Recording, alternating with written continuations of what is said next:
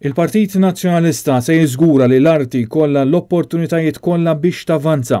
Sostna dan il-kap tal-Partit Nazzjonalista Bernard Grech kif żar il-wirja tal-proġetti tal-istudenti tal-arti diġitali fl-Università ta' Malta. Aħna wkoll bħala partit u jiena din hija l-weda tiegħi illi naraw kif verament l-arti natuha il-possibilità li tkompli tavvanza. L-arti mhijiex hobby, l-arti hija ħila, hija talent, per jew ukoll studju għal ħafna studenti u l-Partit Nazzjonalista huwa kommess illi jara li f'kull aspett anke rajna animazzjoni pereżempju naraw kif anke dawn l-istudenti jkollhom il-possibilità li javvanzaw f'niċeġ differenti ekonomiċi f'pajjiżna.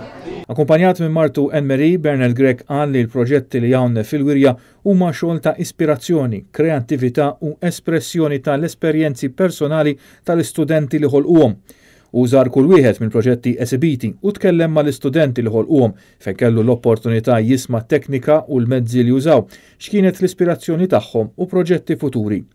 Id-Dipartiment tal-Arti Diġitali u parti mill-Fakultà tal-Midja u Xjenza tal-Arfien fih dan l-Università ta' Malta. Fil-wirja hemm 30 proġett minn daqstant studenti li ħadmu b'diversi midja li jinkludu fotografija, animazzjoni, tpinġija, grafika, ħoss u anki disinji 3D. Ħafna mill-proġetti mhux biss għandhom il-valur artistiku u estetiku minnu nnifsu, iżda it-tekniċi li jintużaw jistgħu jiġu applikati anki fuq proġetti kummerċjali u ta' kreattività.